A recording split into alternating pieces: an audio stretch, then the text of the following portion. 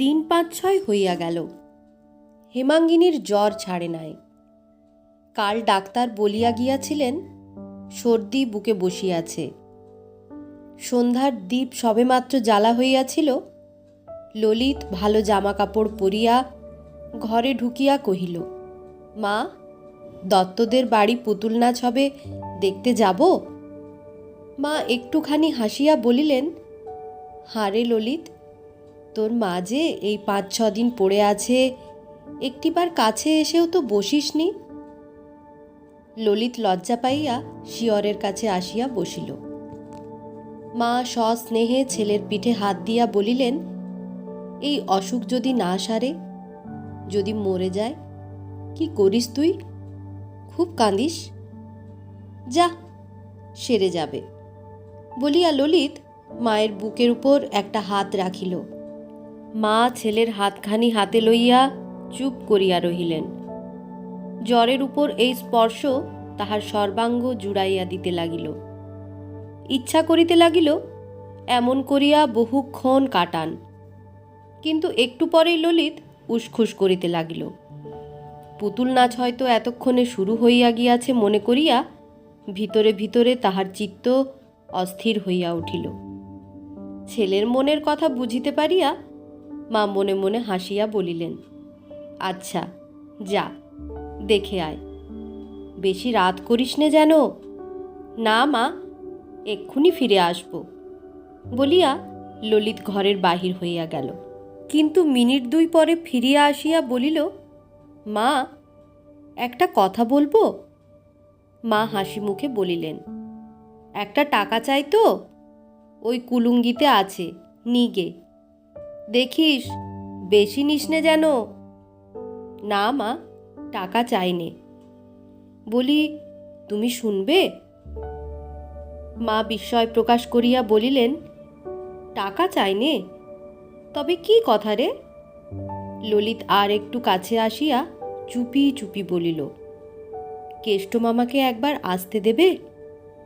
ঘরে ঢুকবে না, ওই দোরগোড়া থেকে একটিবার তোমাকে দেখেই চলে যাবে। কালকেও বাইরে এসে বসেছিল, আজকেও এসে বসে আছে। হেমাঙ্গিনী ব্যস্ত হইয়া উঠিয়া বসিলেন, বলিলেন, যা যা ললিত, এক্ষুনি ডেকে নিয়ে আয়।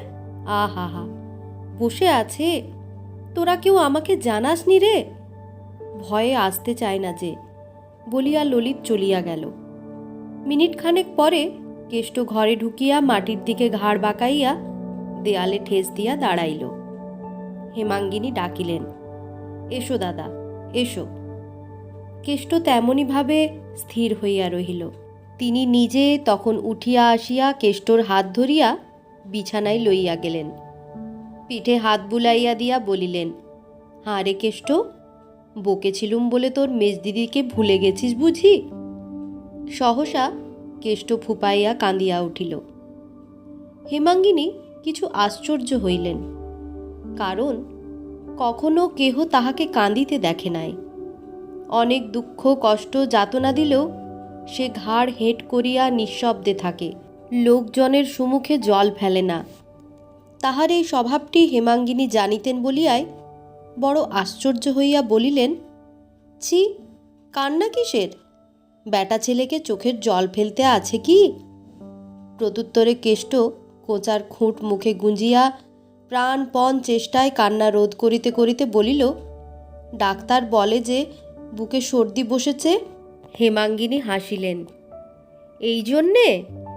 ছি ছি, কি ছেলে মানুষ তুই রে? বলিতে বলিতে তাহার নিজের চোখ দিয়াও টপ টপ করিয়া দুফোঁটা জল গড়াইয়া পড়িল। বাঁ হাত দিয়া মুছিয়া ফেলিয়া তাহার মাথায় একটা হাত দিয়া কৌতুক করিয়া বলিলেন, সর্দি বসেছে, বসলেই বারে। যদি মরি, তুই আর ললিত কাঁধে করে গঙ্গায় দিয়ে আসবি, কেমন? পারবি নে? বলি, মেজ বউ, কেমন আছো আজ? বলিয়া বড় বউ দোরগড়ায় আসিয়া দাঁড়াইলেন। ক্ষণকাল কেষ্টর পানে তীক্ষ্ণ দৃষ্টিতে চাহিয়া থাকিয়া বলিলেন, এই যে ইনি এসে হাজির হয়েছেন? আবার ও কি, মেজগিন্নির কাছে কেঁদে সোহাগ করা হচ্ছে যে? ন্যাকা আমার, কত ফোন দিই না জানে। ক্লান্তিবশত হেমাঙ্গিনী এইমাত্র বালিশে হেলান দিয়া কাত হইয়া পড়িয়াছিলেন। তীরের মতো সোজা হইয়া উঠিয়া বসিয়া কহিলেন, দিদি, আমার 6-7 দিন জ্বর, তোমার পায়ে পড়ি, আজ তুমি যাও। কাদম্বিনী প্রথমটা থতমত খাইয়া গেলেন, কিন্তু পরক্ষণে সামলাইয়া লইয়া বলিলেন, তোমাকে তো বলিনি মেজো বউ, নিজের ভাইকে শাসন করছি, তুমি এমন মারমুখী হয়ে উঠছ কেন? হেমাঙ্গিনী বলিল, শাসন তো রাত্রিদিনই চলছে, বাড়ি গিয়ে করো, এখানে আমার সামনে করবার দরকার নেই, করতেও দেব না। কেন, তুমি কি বাড়ি থেকে তাড়িয়ে দেবে নাকি? হেমাঙ্গিনী হাত জোড় করিয়া বলিল, আমার বড় অসুখ দিদি, তোমার দুটি পায়ে পড়ি, হয় চুপ করো নয় যাও। কাদম্বিনী বলিলেন, নিজের ভাইকে শাসন করতে পাবো না? হেমাঙ্গিনী জবাব দিল, বাড়ি গিয়ে করোগে, সে আজ ভালো করেই হবে, আমার নামে লাগান ভাগান আজ বার করব, বজ্জাত মিথ্যুক কোথাকার। বললুম, গরুর দড়ি নেই কেষ্ট, দুয়াটি পাট কেটে দে তো। না দিদি, তোমার পায়ে পড়ি, পুতুল নাচ দেখে আসি, এই বুঝি পুতুলের নাচ হচ্ছে রে? বলিয়া কাদম্বিনী গুম গুম করিয়া পা ফেলিয়া চলিয়া গেলেন। হেমাঙ্গিনী কতক্ষণ কাঠের মতো বসিয়া থাকিয়া শুইয়া পড়িয়া বলিল, কেন তুই পুতুল নাচ দেখতে গেলিনি কেষ্ট? গেলে তো আর এইসব হতো না। আসতে যখন তোকে ওরা দেয় না ভাই, তখন আর আসিস নে আমার কাছে। কেষ্ট আর কথাটি না কহিয়া আস্তে আস্তে চলিয়া গেল, কিন্তু তৎক্ষণাৎ ফিরিয়া আসিয়া বলিল, আমাদের গাঁয়ের বিশালাক্ষী ঠাকুর বড় জাগ্রত মেজদি, পুজো দিলে অসুখ সেরে যায়, দাও না মেজদি। এইমাত্র নিরর্থক ঝগড়া হইয়া যাওয়ায় হেমাঙ্গিনীর মনটা ভারী বিগড়াইয়া গিয়াছিল। ঝগড়াঝাটি তো হয়ই, সেজন্যও নয়, এমন একটা রসালো ছুতো পাইয়া এই হতভাগার দুর্দশা যে কিরূপ হইবে, আসলে সেই কথাটা মনে মনে তোলপাড় করিয়া তাহার বুকের ভিতরটা ক্ষোভে ও নিরুপায় আক্রোশে জ্বলিয়া উঠিয়াছিল। কেষ্ট ফিরিয়া আসিতেই হেমাঙ্গিনী উঠিয়া বসিল এবং কাছে বসাইয়া গায়ে হাত বুলাইয়া দিয়া কাঁদিয়া ফেলিল। চোখ মুছিয়া বলিল, আমি ভালো হয়ে তোকে লুকিয়ে পুজো দিতে পাঠিয়ে দেব, পারবি একলা যেতে? কেষ্ট উৎসাহে দুই চক্ষু বিস্ফারিত করিয়া বলিল, একলা যেতে খুব পারব, তুমি আজকে আমাকে একটা টাকা দিয়ে পাঠিয়ে দাও না মেজদি, আমি কাল সকালেই পুজো দিয়ে তোমাকে প্রসাদ এনে দেব, সে খেলে তক্ষুনি অসুখ সেরে যাবে, দাও না মেজদি, আজকেই পাঠিয়ে। হেমাঙ্গিনী দেখিলেন তাহার আর সবুর সয় না, বলিলেন, কিন্তু কাল ফিরে এলে তোকে যে এরা ভারী মারবে। মারধরের কথা শুনিয়া প্রথমটা কেষ্ট দমিয়া গেল, কিন্তু পরক্ষণে প্রফুল্ল হইয়া কহিল, মারুগ্গে, তোমার অসুখ তো সেরে যাবে। আবার তাহার চোখ দিয়া জল গড়াইয়া পড়িল।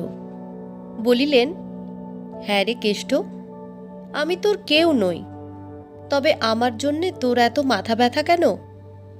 এ প্রশ্নের উত্তর কেষ্ট কোথায় পাইবে? সে কি করিয়া বুঝাইবে তাহার পীড়িত আর্ত হৃদয় দিবারাত্র কাঁদিয়া কাঁদিয়া তাহার মাকে খুঁজিয়া ফিরিতেছে। একটুখানি মুখ পানে চাহিয়া থাকিয়া বলিল, তোমার অসুখ যে সারছে না মেজদি, বুকে সর্দি বসেছে যে। হেমাঙ্গিনী এবার একটুখানি হাসিয়া বলিলেন, আমার সর্দি বসেছে তাতে তোর কি? তোর এত ভাবনা হয় কেন রে? কেষ্ট আশ্চর্য হইয়া বলিল, ভাবনা হবে না মেজদি, বুকে সর্দি বসা যে বড় খারাপ, অসুখ যদি বেড়ে যায় তাহলে তাহলে তোকে ডেকে পাঠাবো, কিন্তু না ডেকে পাঠালে আর আসিস নে ভাই। কেন মেজদি?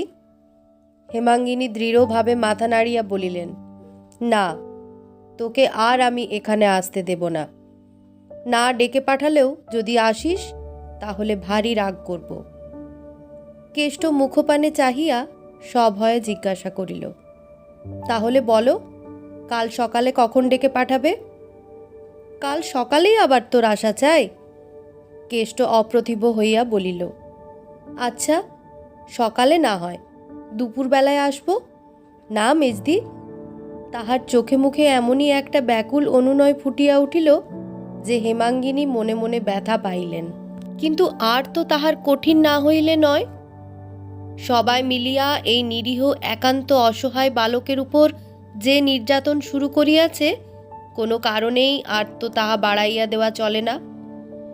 সে হয়তো সহিতে পারে, মেজদির কাছে আসা যাওয়া করিবার দণ্ড যত গুরুতর হোক সে হয়তো সহ্য করিতে পিছাইবে না, কিন্তু তাই বলিয়া তিনি নিজে কি করিয়া সহিবেন?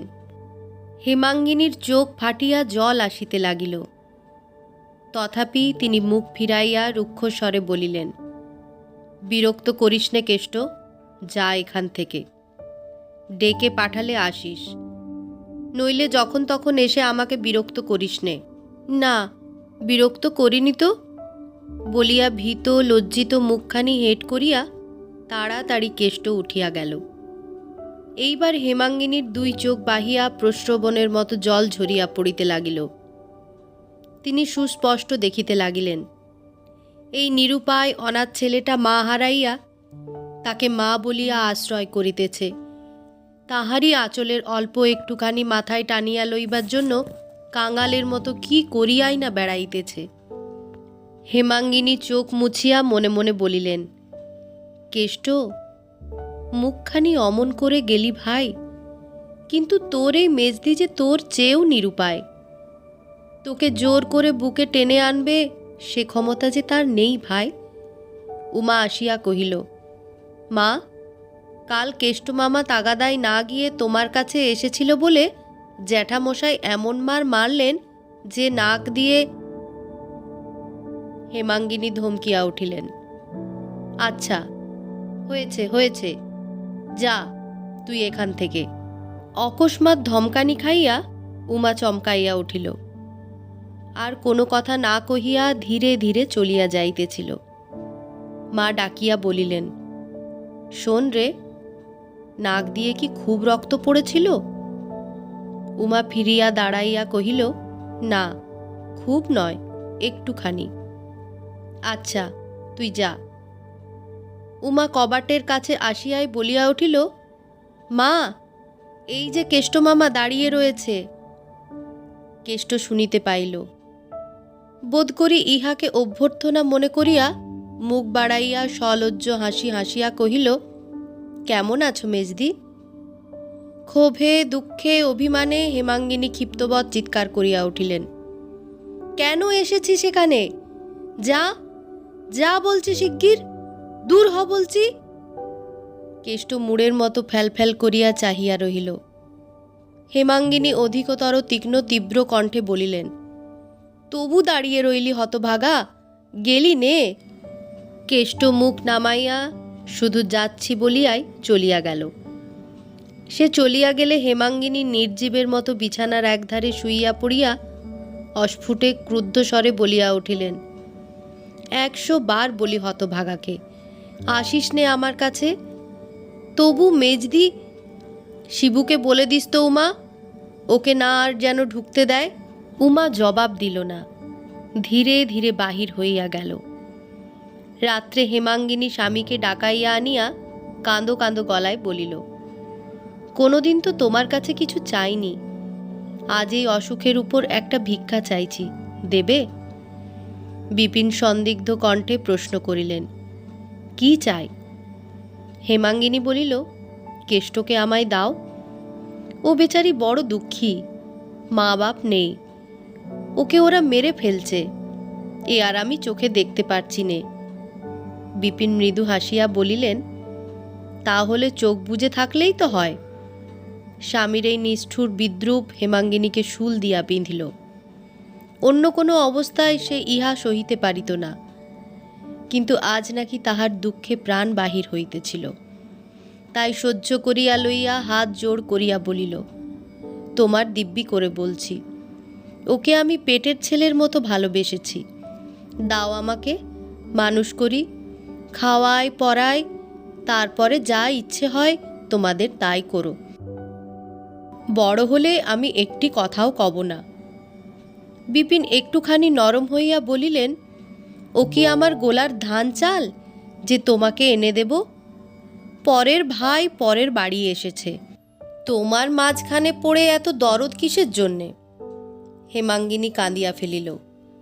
খানিক পরে চোখ মুছিয়া বলিল, তুমি ইচ্ছে করলে বড়ঠাকুরকে বলে, দিদিকে বলে স্বচ্ছন্দে আনতে পারো। তোমার দুটি পায়ে পড়ছি, দাও তাকে। বিপিন বলিলেন, আচ্ছা, তাই যদি হয়, আমি বা এত বড় মানুষ কিসে যে তাকে প্রতিপালন করব? হেমাঙ্গিনী বলিল, তুমি আগে আমার একটা তুচ্ছ কথাও ঠেলতে না। এখন কি অপরাধ করেছি যে যখন এমন করে জানাচ্ছি, বলছি, সত্যি আমার প্রাণ বার হয়ে যাচ্ছে, তবু এই সামান্য কথাটা রাখতে চাইছো না? সে দুর্ভাগা বলে কি তোমরা সকলে মিলে তাকে মেরে ফেলবে? আমি তাকে আমার কাছে আসতে বলবো, দেখি ওরা কি করেন। বিপিন এবার রুষ্ট হইলেন, বলিলেন, আমি খাওয়াতে পারবো না। হেমাঙ্গিনী কহিল, আমি পারবো। আমি কি বাড়ির কেউ নই যে নিজের ছেলেকে খাওয়াতে পারবো না? আমি কালই তাকে আমার কাছে এনে রাখব। দিদিরা জোর করেন তো আমি তাকে থানায় দারোগার কাছে পাঠিয়ে দেব। স্ত্রীর কথা শুনিয়া বিপিন ক্রোধে অভিমানে ক্ষণকাল অবাক হইয়া থাকিয়া বলিলেন, আচ্ছা, সে দেখা যাবে, বলিয়া বাহির হইয়া গেলেন। পরদিন প্রভাত হইতেই বৃষ্টি পড়িতেছিল। হেমাঙ্গিনী জানালাটা খুলিয়া দিয়া আকাশের পানে চাহিয়াছিলেন। সহসা পাঁচু গোপালের উচ্চ কণ্ঠস্বর কানে গেল। সে চেঁচাইয়া বলিতেছিল, মা, তোমার গুণধর ভাই জলে ভিজতে ভিজতে এসে হাজির হয়েছে। খ্যাংরা কোথায় রে? যাচ্ছি আমি, বলিয়া কাদম্বিনী হুঙ্কার দিয়া ঘর হইতে বাহির হইয়া মাথায় গামছা দিয়া দ্রুত পদে সদর বাড়িতে ছুটিয়া গেলেন। হেমাঙ্গিনীর বুকটা যেন কাঁপিয়া উঠিল। ললিতকে ডাকিয়া বলিলেন, যা তো বাবা, ও বাড়ির সদরে দেখ তো তোর কেষ্টমামা কোথা থেকে এলো। ললিত ছুটিয়া চলিয়া গেল এবং খানিক পরে ফিরিয়া আসিয়া কহিল, পাঁচুদা তাকে নাড়ুগোপাল করে মাথায় দুটো থান ইট দিয়ে বসিয়ে রেখেছে। হেমাঙ্গিনী শুষ্ক মুখে জিজ্ঞাসা করিলেন, কি করেছিল সে?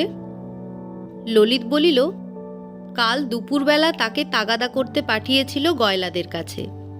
3 টাকা আদায় করে নিয়ে পালিয়েছিল, সব খরচ করে এই আসছে।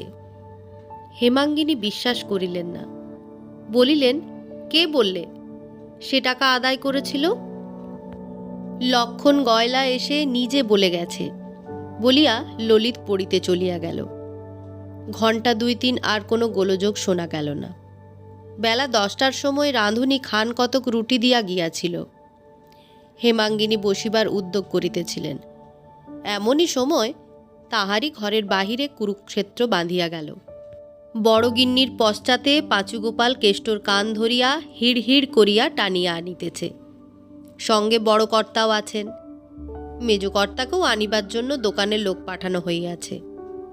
হেমাঙ্গিনী শশব্যস্তে মাথায় কাপড় দিয়া ঘরের এক পার্শ্বে সরিয়া দাঁড়াইতেই বড় কর্তা তীব্র কটুকণ্ঠে শুরু করিয়া দিলেন, তোমার জন্যে আর তো আমরা বাড়িতে টিকতে পারি নে মেজ বউ। বিপিনকে বলো আমাদের বাড়ির দামটা ফেলে দিক আর আমরা কোথাও উঠে যাই। হেমাঙ্গিনী বিস্ময়ে হতবুদ্ধি হইয়া নিঃশব্দে দাঁড়াইয়া রহিলেন। তখন বড়গিন্নি যুদ্ধ পরিচালনার ভার স্বহস্তে গ্রহণ করিয়া দ্বারের ঠিক সুমুখে আসিয়া হাত মুখ নাড়িয়া বলিলেন, মেজ বউ, আমি বড় যা, তা আমাকেও কুকুর শিয়াল মনে করো? তা ভালোই করো, কিন্তু 1000 দিন বলেছি, মিছে লোক দেখানো আহ্লাদ দিয়ে আমার ভাইয়ের মাথাটি খেও না। কেমন এখন ঘটল তো? ওগো, 2 দিন সোহাগ করা সহজ, কিন্তু চিরকালের ভারটি তো তুমি নেবে না, সে তো আমাকেই সইতে হবে। ইহা যে কটূক্তি এবং আক্রমণ তাহাই শুধু হেমাঙ্গিনী বুঝিল, আর কিছু নয়। মৃদুকণ্ঠে জিজ্ঞাসা করিলেন, কি হয়েছে? কাদম্বিনী আরও বেশি হাত মুখ নাড়িয়া কহিলেন, বেশ হয়েছে, খুব চমৎকার হয়েছে। তোমার শেখানোর গুণে আদায়ী টাকা চুরি করতে শিখেছে। আর দুদিন কাছে ডেকে আরও দুটো শলা পরামর্শ দাও, তাহলে সিন্দুক ভাঙতে সিঁধ কাটতেও শিখবে। একে হেমাঙ্গিনী পীড়িত, তাহার উপর এই কদর্য বিদ্রূপ ও মিথ্যা অভিযোগ। আজ সে জ্ঞান হারাইল। ইতিপূর্বে কখনো কোনো কারণে ভাসুরের সম্মুখে কথা কহে নাই, কিন্তু আজ আর থাকিতে পারিল না। মৃদু কণ্ঠে কহিল, আমি কি তাকে চুরি ডাকাতি করতে শিখিয়ে দিয়েছি দিদি? কাদম্বিনী স্বচ্ছন্দে বলিলেন, কেমন করে জানবো কি তুমি শিখিয়ে দিয়েছ না দিয়েছ? এ স্বভাব তার তো আগে ছিল না, এখনই বা হলো কেন? এত লুকোচুরির কথাবার্তাই বা তোমাদের কি, আর এত আহ্লাদ দেওয়াই বা কি জন্যে? কতদিনের পুঞ্জীভূত আবদ্ধ বিদ্বেষ রাশি যে এই একটু পথ পাইয়া বাহির হইয়া আসিল, তাহা যিনি সব দেখেন তিনি দেখিতে পাইলেন। মুহূর্তকালের জন্য হেমাঙ্গিনী হতজ্ঞানের মতো স্তম্ভিত হইয়া রহিল। এমন নিষ্ঠুর আঘাত, এত বড় নির্লজ্জ অপমান মানুষ মানুষকে যে করিতে পারে, ইহা যেন তাহার মাথায় প্রবেশ করিল না। কিন্তু ওই মুহূর্তকালের জন্য। পরক্ষণেই সে মর্মান্তিক আহত সিংহীর মতো দুই চোখে আগুন জ্বালিয়া বাহির হইয়া আসিল। ভাসুরকে সুমুখে দেখিয়া মাথার কাপড় আরেকটু টানিয়া দিল, কিন্তু রাগ সামলাইতে পারিল না। বড় যাকে সম্বোধন করিয়া মৃদু অথচ কঠোর স্বরে বলিল, তুমি এত বড় চামার যে তোমার সঙ্গে কথা কইতেও আমার ঘৃণাবোধ হয়। তুমি এত বড় বেহায়া মেয়ে মানুষ যে ওই ছোঁড়াটাকে ভাই বলেও পরিচয় দিচ্ছ। মানুষ জানোয়ার পুষলে তাকেও পেট ভরে খেতে দেয়, কিন্তু ওই হতভাগাটাকে দিয়ে যত রকমের ছোট কাজ করিয়ে নিয়েও তোমরা আজ পর্যন্ত একদিন পেট ভরে খেতে দাও না। আমি না থাকলে এতদিনে ও না খেতে পেয়ে মরেই যেত। ও পেটের জ্বালায় শুধু ছুটে আসে আমার কাছে, সোহাগ আহ্লাদ করতে আসে না। বড়জা বলিলেন, আমরা খেতে দিই নে, শুধু খাটিয়ে নি, আর তুমি ওকে খেতে দিয়ে বাঁচিয়ে রেখেছ? হেমাঙ্গিনী জবাব দিল, ঠিক তাই। আজ পর্যন্ত কখনো ওকে দুবেলা তোমরা খেতে দাওনি, কেবল মারধর করেছ আর যত পেরেছ খাটিয়ে নিয়েছ।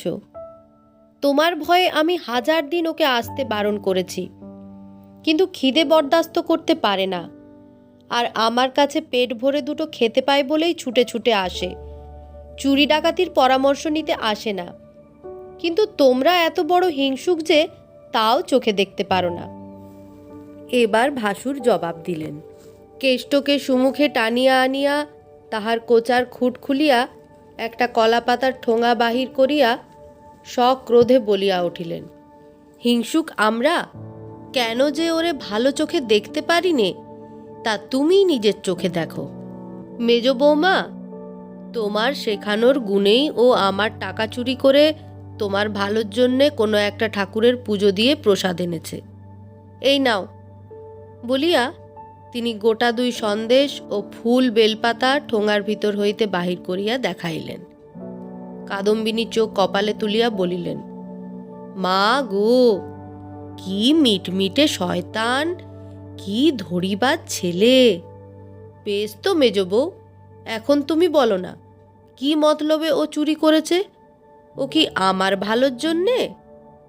হেমাঙ্গিনী ক্রোধে জ্ঞান হারাইল। একে তাহার শরীর অসুস্থ, তাহাতে এই সমস্ত মিথ্যা অভিযোগ। সে দ্রুত পদে কেষ্টর সম্মুখীন হইয়া তাহার 2 গালে সশব্দে চড় কষাইয়া দিয়া কহিলেন, বদমাইশ, চোর, আমি তোকে চুরি করতে শিখিয়ে দিয়েছি? কতদিন তোকে আমার বাড়ি ঢুকতে বারণ করেছি, কতবার তোকে তাড়িয়ে দিয়েছি। আমার নিশ্চয় বোধ হচ্ছে তুই চুরির মতলবেই যখন তখন এসে উকি মেরে দেখতিস। ইতিপূর্বেই বাড়ির সকলে আসিয়া উপস্থিত হইয়াছিল। শিবু কহিল, আমি নিজের চক্ষে দেখেছি মা, পরশু রাত্রিরে ও তোমার ঘরের সম্মুখে আধারে দাঁড়িয়েছিল। আমাকে দেখেই ছুটে পালিয়ে গেল। আমি এসে না পড়লে নিশ্চয়ই তোমার ঘরে ঢুকে চুরি করত। পাঁচুগোপাল বলল, জানে, খুড়িমার অসুখ শরীর, সন্ধ্যা হলে ঘুমিয়ে পড়েন। ও কি কম চালাক? মেজ বউয়ের কেষ্টর প্রতি আজকার ব্যবহারে কাদম্বিনী যেরূপ প্রসন্ন হইলেন, এই 16 বৎসরের মধ্যে কখনো এরূপ হন নাই। অত্যন্ত খুশি হইয়া কহিলেন, ভিজে বেড়াল, কেমন করে জানবো মেজ বউ, তুমি ওকে বাড়ি ঢুকতেও বারণ করেছ। ও বলে বেড়ায় মেজদি আমাকে মায়ের চেয়ে ভালোবাসে। ঠোঙা শুদ্ধ নির্মাল্য টান মারিয়া ফেলিয়া দিয়া বলিলেন, টাকা 3টে চুরি করে কোথা থেকে 2টো ফুলটুল কুড়িয়ে এনেছে। বাড়ি লইয়া গিয়া বড় কর্তা চোরের শাস্তি শুরু করিলেন। সে কি নির্দয় প্রহার! কেষ্ট কথাও কহে না, কাঁদেও না। এদিকে মারলে ওদিকে মুখ ফিরায়, ওদিকে মারিলে এদিকে মুখ ফিরায়। ভারী গাড়ি শুদ্ধ গরু কাদায় পড়িয়া যেমন করিয়া মার খায়, তেমনি করিয়া কেষ্ট নিঃশব্দে মার খাইল। এমনকি কাদম্বিনী পর্যন্ত স্বীকার করিলেন, হাঁ, মার খাইতে শিখিয়াছিল বটে। কিন্তু ভগবান জানেন, এখানে আসার পূর্বে নিরীহ স্বভাবের গুণে কখনো কেহ তাহার গায়ে হাত তুলে নাই। হেমাঙ্গিনী নিজের ঘরের ভিতর সমস্ত জানালা বন্ধ করিয়া দিয়া কাঠের মূর্তির মতো বসিয়াছিলেন। উমা মার দেখিতে গিয়াছিল। ফিরিয়া আসিয়া বলিল, জ্যাঠাইমা বললেন কেষ্টমামা বড় হলে ডাকাত হবে। ওদের গায়ে কি ঠাকুর আছে? উমা! মায়ের অশ্রু বিকৃত ভগ্ন কণ্ঠস্বরে উমা চমকাইয়া উঠিল। কাছে আসিয়া ভয়ে ভয়ে জিজ্ঞাসা করিল, কেন মা? হারে, এখনো কি তাকে সবাই মিলে মারছে? বলিয়াই তিনি মেঝের উপর উপুড় হইয়া পড়িয়া কাঁদিয়া উঠিলেন। মায়ের কান্না দেখিয়া উমাও কাঁদিয়া ফেলিল। তারপর কাছে বসিয়া নিজের আঁচল দিয়া জননীর চোখ মুছাইয়া দিতে দিতে বলিল, পেশন্যর মা কেষ্টমামাকে বাইরে টেনে নিয়ে গেছে। হেমাঙ্গিনী আর কথা কহিলেন না, সেইখানে তেমনি করিয়াই পড়িয়া রহিলেন। বেলা 2-3টার সময় সহসা কম্প দিয়া ভয়ানক জ্বর আসিল। আজ অনেক দিনের পর পথ্য করিতে বসিয়াছিলেন। সে খাবার তখনও একধারে পড়িয়া শুকাইতে লাগিল। সন্ধ্যার পর বিপিন ও বাড়িতে বৌঠানের মুখে সমস্ত ব্যাপার অবগত হইয়া ক্রোধ ভরে স্ত্রীর ঘরে ঢুকিতেছিলেন। উমা কাছে আসিয়া ফিসফিস করিয়া বলিল, মা জ্বরে অজ্ঞান হয়ে আছেন। বিপিন চমকিয়া উঠিল। সে কি রে, আজ 3-4 দিন জ্বর ছিল না তো? বিপিন মনে মনে স্ত্রীকে অতিশয় ভালোবাসিতেন। কত যে বাসিতেন তাহা বছর 4-5 পূর্বে দাদাদের সহিত পৃথক হইবার সময় জানা গিয়াছিল। ব্যাকুল হইয়া ঘরে ঢুকিয়াই দেখিলেন তখনও তিনি মাটির উপর পড়িয়া আছেন। ব্যস্ত হইয়া শয্যায় তুলিবার জন্য গায়ে হাত দিতেই হেমাঙ্গিনী চোখ মেলিয়া এক মুহূর্ত স্বামীর মুখের পানে চাহিয়া তাকিয়া অকস্মাৎ 2 পা জড়াইয়া ধরিয়া কাঁদিয়া উঠিলেন। কেষ্টকে আশ্রয় দাও, নইলে এ জ্বর আমার সারবে না। মা দুর্গা আমাকে কিছুতে মাপ করবেন না। বিপিন পা ছাড়াইয়া লইয়া কাছে বসিয়া স্ত্রীর মাথায় হাত বুলাইয়া সান্ত্বনা দিতে লাগিলেন। হেমাঙ্গিনী বলিলেন, দেবে? বিপিন সজল চক্ষু হাত দিয়া মুছিয়া বলিলেন, তুমি যা চাও তাই হবে, তুমি ভালো হয়ে ওঠো। হেমাঙ্গিনী আর কিছু বলিলেন না, বিছানায় উঠিয়া শুইয়া পড়িলেন। জ্বর রাত্রেই ছাড়িয়া গেল। পরদিন সকালে উঠিয়া বিপিন ইহা লক্ষ্য করিয়া পরম আহ্লাদিত হইলেন। হাত মুখ ধুইয়া কিছু জলযোগ করিয়া দোকানে বাহির হইতেছিলেন। হেমাঙ্গিনী আসিয়া বলিলেন, মার খেয়ে কেষ্টার ভারী জ্বর হয়েছে, আমি তাকে আমার কাছে নিয়ে আসছি। বিপিন মনে মনে অত্যন্ত বিরক্ত হইয়া বলিলেন, তাকে এ বাড়িতে আনবার দরকার কি? যেখানে আছে সেখানেই থাক না। হেমাঙ্গিনী ক্ষণকাল স্তম্ভিত হইয়া থাকিয়া বলিলেন, কাল রাত্রে যে তুমি আমাকে কথা দিলে তাকে আশ্রয় দেবে।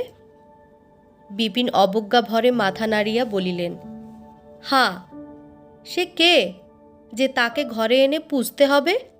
তুমি যেমন কাল রাত্রে স্ত্রীকে অত্যন্ত অসুস্থ দেখিয়া যাহা স্বীকার করিয়াছিলেন, আজ সকালে তাহাকে সুস্থ দেখিয়া তাহাই তুচ্ছ করিয়া দিলেন। ছাতাটা বগলে চাপিয়া উঠিয়া দাঁড়াইয়া বলিলেন, পাগলামি করো না, দাদারা ভারী চটে যাবেন। হেমাঙ্গিনী শান্ত দৃঢ় কণ্ঠে কহিলেন, দাদারা চটে গিয়ে কি তাকে খুন করে ফেলতে পারেন? না আমি নিয়ে এলে সংসারে কেউ তাকে আটকে রাখতে পারে? আমার 2টি সন্তান ছিল, কাল থেকে 3টি হয়েছে। আমি কেষ্টর মা। আচ্ছা, সে তখন দেখা যাবে বলিয়া বিপিন চলিয়া যাইতেছিল। হেমাঙ্গিনী সুমুখে আসিয়া দাঁড়াইয়া বলিলেন, এ বাড়িতে তাকে আনতে দেবে না? সরো সরো, কি পাগলামি করো বলিয়া বিপিন চোখ রাঙাইয়া চলিয়া গেলেন। হেমাঙ্গিনী ডাকিলেন, শিবু, একটা গরুর গাড়ি ডেকে আন, আমি বাপের বাড়ি যাব। বিপিন শুনিতে পাইয়া মনে মনে হাসিয়া বলিলেন, ইস, ভয় দেখানো হচ্ছে। তারপর দোকানে চলিয়া গেলেন। কেষ্ট চণ্ডীমণ্ডপের একধারে ছেঁড়া মাদুরের উপরে জ্বর, গায়ে ব্যথা এবং বোধ করি বুকের ব্যথায় আচ্ছন্নের মতো পড়িয়াছিল। হেমাঙ্গিনী ডাকিলেন, কেষ্ট। কেষ্ট যেন প্রস্তুত হইয়াছিল। এইবারে তড়াক করে উঠিয়া বসিয়া বলিল, মেজদি। পরক্ষণে সলজ্জ হাসিতে তাহার সমস্ত মুখ ভরিয়া গেল, যেন তাহার কোনো অসুখ বিসুখ নাই।